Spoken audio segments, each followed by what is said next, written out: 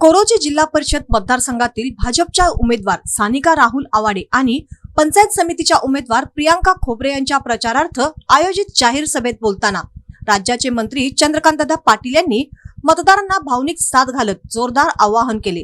सानिका आवाडे ही फक्त उमेदवार नाही तर आपल्या घरातली मुलगी आहे। राजकारणात येऊन समाजकारण करण्याची तिची प्रामाणिक इच्छा आहे। तिच्या कुटुंबाने या परिसरासाठी खूप काही दिले आहे, त्यामुळे आपल्या घरची मुलगी म्हणून इतके मत द्या की महाराष्ट्रात विक्रम झाला पाहिजे, असे मंत्री पाटील यांनी सांगितले। मंत्री पाटील पुढे म्हणाले की भाजप सरकारने केवळ घोषणा केल्या नाहीत तर प्रत्यक्ष लाभ सामान्य माणसांच्या खात्यात पोहोचविला आहे। कोल्हापूर जिल्ह्यातील लाखो महिला लाडकी बहीण योजनेचा लाभ घेत आहेत। राज्यात तब्बल 2,42,00,000 महिलांना दरमहा लाभ मिळतो। दरमहा सुमारे 4,000 कोटी आणि वर्षाला 48 कोटी रुपये थेट महिलांच्या खात्यात जमा होत आहेत।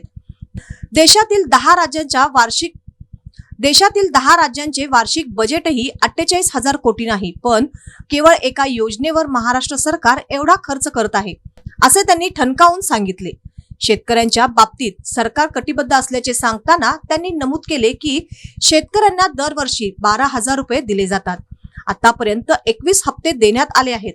देशभरात भाजपची सत्ता असलेल्या 22 राज्यांमध्ये लखपती दीदी अभियान राबविले जात असून 3 कोटी महिलांना दरवर्षी 1,08,000 रुपये उत्पन्न मिळवून देण्याचे उद्दिष्ट ठेवण्यात आले आहे। त्यासाठी महिलांना विनातारण 1,00,000 रुपये कर्ज, प्रत्येक जिल्ह्याला 10 कोटींचा निधी, महिला बचत गटातून वस्तूंसाठी स्वतंत्र मॉल, वाहनांसाठी डिपॉझिट नसलेली योजना अशा अनेक उपक्रमांचा उल्लेख त्यांनी केला। रस्ते, गटार, पूल, पाणी पुरवठा योजना यासह 11 कोटी घरांना गॅस कनेक्शन, 7 कोटी घरांना शौचालय आणि 2 कोटी घरांना वीज देण्याचे काम भाजप सरकारने केले आहे।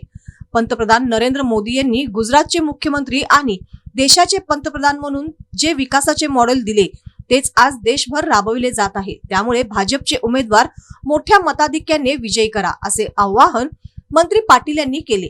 या सभेला माजी मंत्री प्रकाश आवाडे, आमदार राहुल आवाडे, प्रसाद खोबरे यांच्यासह भाजपचे पदाधिकारी, कार्यकर्ते आणि मतदार मोठ्या संख्येने उपस्थित होते। सभास्थळी भाजपचा विजय असो अशा घोषणांनी परिसर दणाणून गेला।